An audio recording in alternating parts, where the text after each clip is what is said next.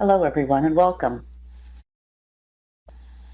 Now I want to take the remainder of the time and turn it over to our presenter, Bill Anderson, President of CIS Mobile.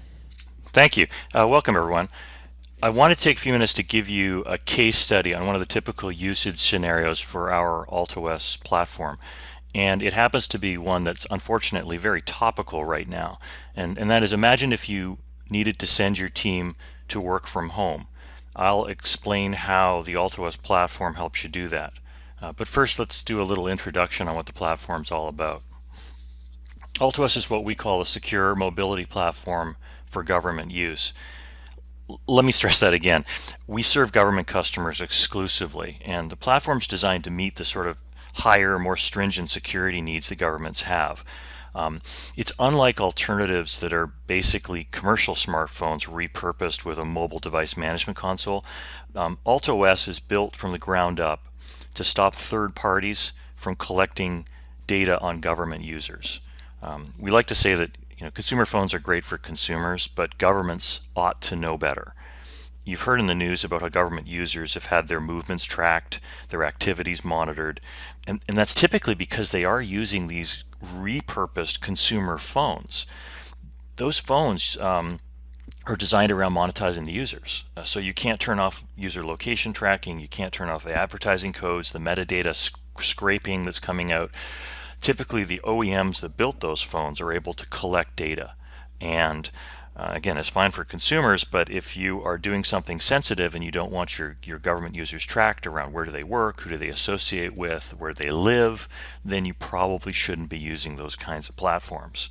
Our platform is different because we designed a specially modified version of Android with security enhancements, and we don't have those same motives for tracking users. When a government agency deploys our system, they control the phones, they control the operating system updates, the management server, and they can distribute patches and updates over the air. The final piece is services, because our customers really often have some special needs and they will come to us and they need a real security partner to make modifications to add extra features. So back to today's scenario. Imagine an unexpected event that forces you to send your employees to work from home. How do you keep them productive and up to date? We'll assume they already have an altOS management platform in the organization. If you do have altOS devices, you're already covered. Let's assume, though, that this happened so fast that you didn't have time to define a work from home environment or policies for everyone. The solution we'll show today is the ability to design and then push a complete workspace out to your users over the air. It'll appear within minutes on the employees' phones and they'll be ready to work. Sound unlikely? Let me show you how it actually works. There's 3 steps. First, we're going to go into the altOS management console and we're going to create a policy that defines the workspace. So we're going to define the applications that we want the users to have and the documents we want them to see. We'll define the security settings to keep information contained on the platform, and we'll do some advanced settings that'll let you automatically configure applications and send certificates out for your users with credentials and so on, all from the console. Secondly, you push the new container out to the employees over the air, again from the management console. The platform pushes the workspace, it appears on the phone within minutes. And then the third step is you just tell the employees the PIN to enter into their phone to access that new workspace. The PIN opens the new workspace and they're ready to go. And note that any other containers, so let's say they were using it as a personal phone or some other work platform, those containers are still there so they can continue to use the phone as they were doing before. So let's walk through the steps on the console. This is a picture of the console here. I'm actually going to go switch over now to the real console and show you what it looks like. So this is the altOS management system. It's a typical management console. Some other day we'll go through the details of what all this is all about. But let's start for now by simply defining a work from home policy. So I go to policies, I'll open up the work from home policy that I was editing earlier and walk you through it. So first we've got a visual design. So you could choose the background and icons and so on so that your employees can orient themselves. They'll know when they're in the work from home container because they'll see it on the background. Then you go into apps and files and select the applications that you want to have installed in this workspace. And it's a workspace, so we'll define Acrobat and Excel and Outlook and Word and a couple of VPNs to keep the data secure. More stuff that you can do. We can block uninstalls so that there's no misunderstandings, there's no mistakes. Believe me, with a large employee base, someone's going to accidentally uninstall Word, and then you might have a support problem, and so you package it such that it can't be uninstalled here.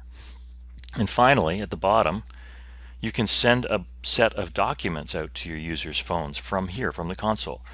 And we're sending out the Office phone list and the work from home policy. It's really easy to add more files too. So you simply say, I want to add a file, choose the file, choose where it goes, and give it a name. Scrolling up, let's take a look at more stuff that we can define. The attributes. This is where we set really fine-grained security rules for how the workspace is going to operate. In this case, we'll take a look at these features. We're going to disable any sharing of data out of this space. When the space is operating, we're going to take over exclusive network access. We're preventing USB use. We're preventing physical media from being mounted. We're preventing any other spaces from operating when this one is running. So there's very, very little risk of any sort of cross-contamination. We'll even clear out the space when the user exits it.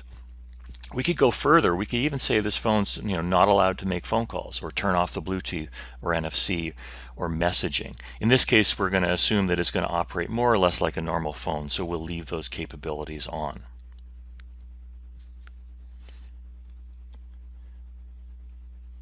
Finally, if we go over to the security settings, we can manage general security settings like the PIN, size, complexity, requiring it to be reset. One of the most unique and important features here is the ability to deploy a VPN and to configure it. So we can go in and add a configuration file. I'm using one for OpenVPN in this case, which we did earlier. And this contains all the settings to make that VPN work for the user. They're not going to have to mess around with the settings because it's a little difficult. You don't want them to have to do that.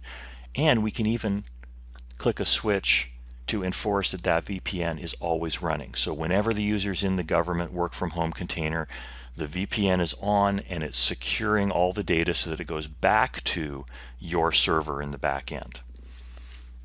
And that's it. You've got a highly secure, government-oriented workspace with a lot of controls on it, ready to go out to your users. All you have to do is save it. So we hit save, and the policy is saved and ready to go. The next step is to send it out to the users. There's a few ways to do it, but I'll show you the simplest way. We'll go back to the console, and we will provision an invitation. So this defines a way of getting this new space out to the users. Create an invitation, call it my work from home policy, and select the policy that we actually want to deploy, which is the work from home ones we were defining earlier. I'm going to set a password, following the password rules that we have in the container, and create the invitation. You can ignore the barcode for now. We're not going to use it in this scenario. Then we simply go to the devices, choose the users that we want to have to receive this new policy. So I'll choose these devices. Actually, I'll choose them all. The people in the office might not like that. I'll choose a couple and provision those devices with this new work from home container, selecting the invitation that we just made, confirming, yep, that's the one I wanted to send, and we send the space. So what's happening now is the management server is pushing that new work from home container out to those devices that I selected. And within a couple of minutes, the container will be provisioned, set itself up, and be ready to go on the user's phones. Let me show you what that looks like. A couple of days ago, I recorded exactly this scenario on my phone, and I'm going to show you a screen view of my phone. So I'm just going to run the video so you can get an idea of what it looks like. I have a personal space, which I would normally log into and use for Gmail and Facebook and all the other things. And I'm showing you the applications running on my normal phone. But I also push that work from home container to this phone. If I click the exit button and then log back in with the new passcode that we used for the new space, you can see, there's my work from home container. You can tell it's the right one because it is the right background, and it only has the applications that we wanted to use for it. It also has the files, the work from home policy and the employee phone list. So in summary, what you just saw is we deployed a new workspace within a matter of minutes using altOS phones and the altOS management console. And we managed it and pushed it over the air with an over-the-air update. This allows you to deploy anything that you need to out to your users subsequently, even when they're already out in the field. Another thing that's common is you might forget something, or you might realize a couple of weeks after you've deployed this policy that you'd like to send another application out to the users.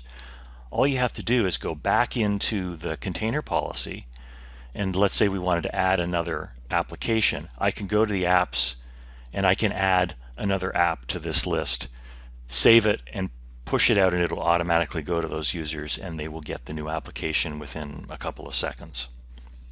So it's pretty straightforward. What we'll do now is take some questions. So we'll open, actually, Mary Beth, I think you've been taking questions through the webinar tool. Why don't we start with some of those?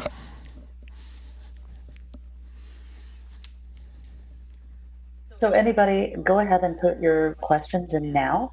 The chat box is over to your right, or you can find it below on your chat box panel. One of the first questions I get is, what phones can we use with altOS?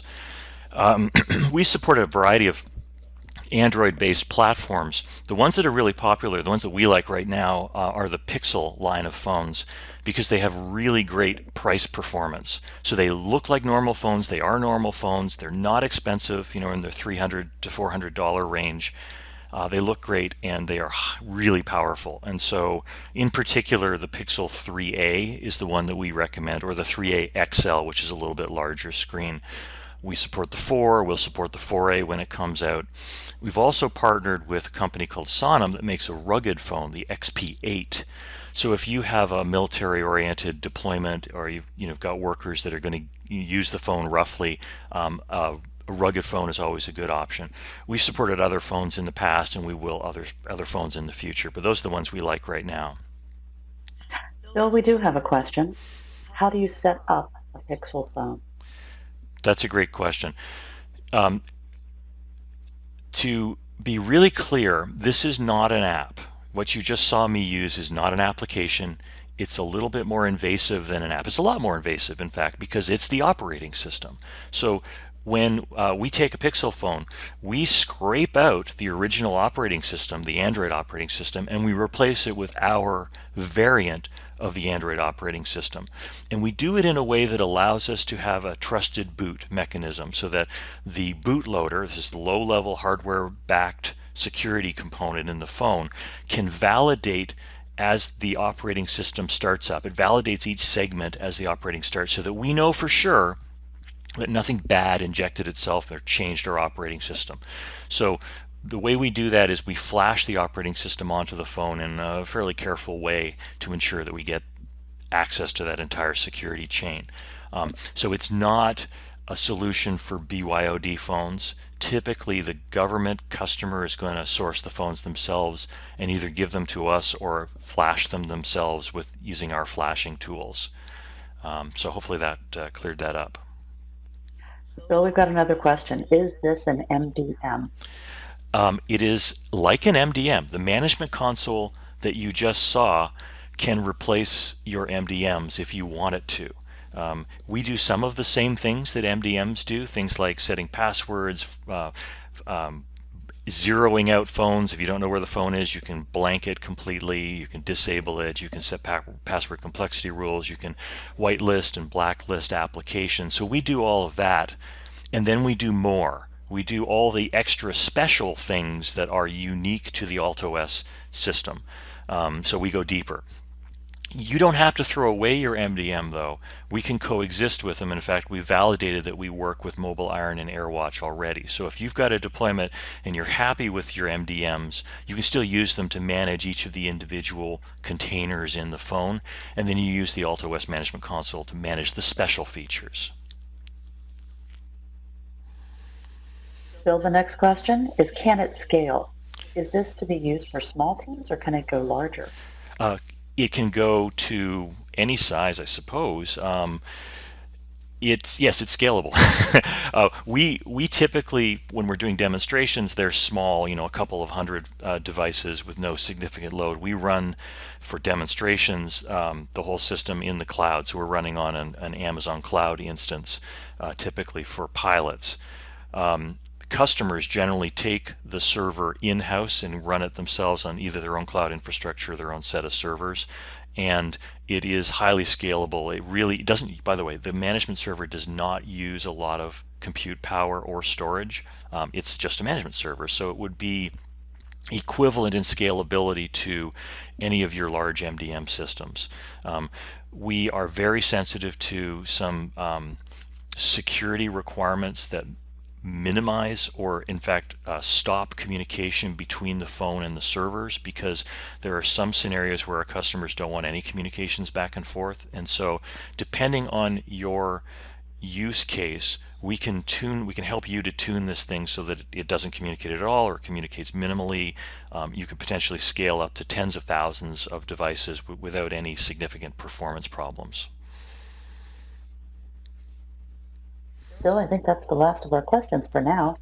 Do you have your contact information? I do indeed.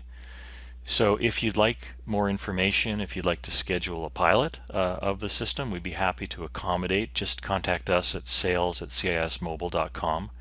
Our website's at cismobile.com, of course. And I'm Bill Anderson. You can feel free to contact me directly. I'm banderson@cismobile.com. So thank you all for your time, and hopefully we'll be talking again soon.